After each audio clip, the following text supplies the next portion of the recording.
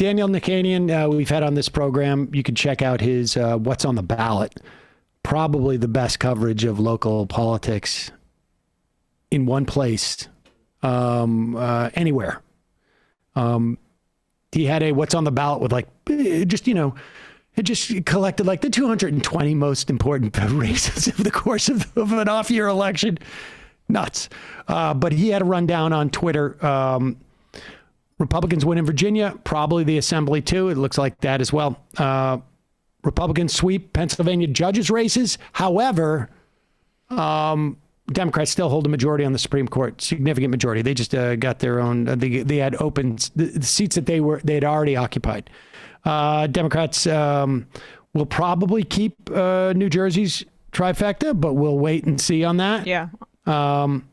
Democrats win in Manchester, New Hampshire, not a blue town.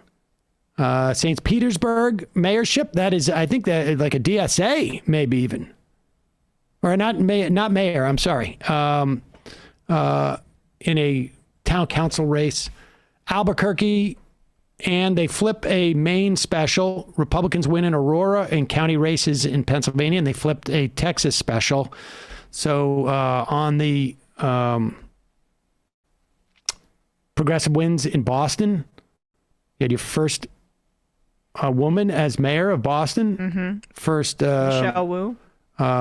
Asian American woman in, I should say. She comes from like the Elizabeth Warren ecosystem in Massachusetts. She's not even from Massachusetts. She grew up in Illinois. Huh.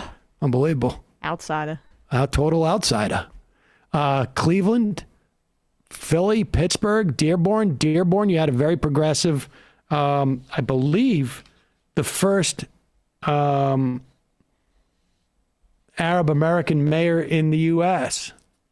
I believe so. First Arab American in the U.S., also a progressive Democrat. In Dearborn, we had the first black mayor ever elected in Pittsburgh, which is pretty nuts.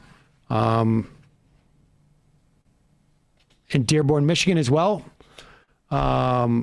Progressive losses in Buffalo and Minneapolis and Seattle, however. Of course, Eric Adams won in New York, beating Curtis Sowa. That was a real nail-biter. Curtis Sowa bringing his cat to the polls, didn't I guess? I was worried. I saw some chalk on the ground said vote for Sowa, and I'm like, damn, the movement started. Yeah.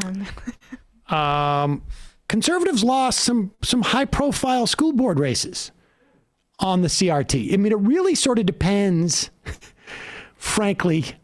And I wonder what it is about Virginia why CRT works better there than it says, let's say, in New Hampshire. The thing called historical memory. Tucson voted in a $15 minimum wage, and rent control won in St. Paul, Minneapolis. Yeah. Yes, that's big. We had increased police funding, like you say, lost in Austin. The charter change that would have allowed for the first step in replacing the Minneapolis Police Department loses in Minneapolis. Cleveland Oversight Board won. In New York, we got into the Constitution that folks have a right to clean water and clean air, which is, I think, going to be huge. I don't think people fully grasp the implications of that. Huge. If it is a right that you have it, it's going to open up the opportunity of forcing local governments, county governments, state government to provide that for people. And it's going to give a lot more actionable things in terms of polluters and whatnot. However, it was surprising that was the only runaway victory in these ballot initiatives. Yep. We don't know the results for a lot of them. But 3 of them were for voting changes that would have made it easier to vote.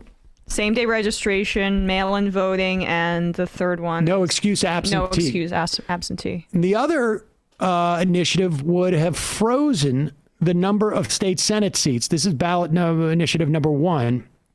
And would have frozen them. Republicans in the past have gotten in and sort of added a seat. And it basically would have said, like, I mean, it would be a problem if there was a massive increase in the population of New York State. which does not seem to be the trend at the moment. Yeah. So right now, each Senate seat in New York State has about 300,000 constituents. 63 times 300,000. Now you get more or less get the population in New York. This would have just basically locked that in. And it would have prevented the Republicans, if they ever did get control of the government, from adding a couple of seats so that they could increase their numbers. All of these voting reforms failed or appear to have failed. We'll see. And part of that, in some respect, I feel like we didn't do a good job in promoting it at all. I don't think we could have made a difference, but we were part of the broader problem, which was these things were not articulated. They were not fought for. There was nobody who came out strongly for them. Ari Berman says, just looking across Hudson Valley, he saw a lot of signs to vote no, but not much opposition and vote in signs that were promoting voting yes. And I will say this about signs.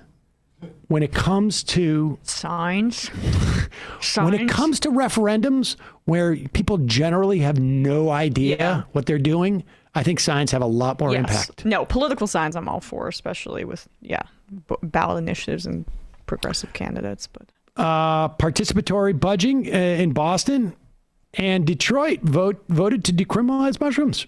Ah, that's sick. Yeah, party on. There you go. That doesn't mean you'd be able to buy them there, though. I assume you could probably just grow them, and I'd be curious how if you. Yeah, I don't know that it's not necessarily regulated and for sale there. So those are the big races, and I just want to go over this one Supreme Court case, and then we'll go into the fun half. We should also say John Deere workers rejected their agreement. We'll talk more about that in the days to come.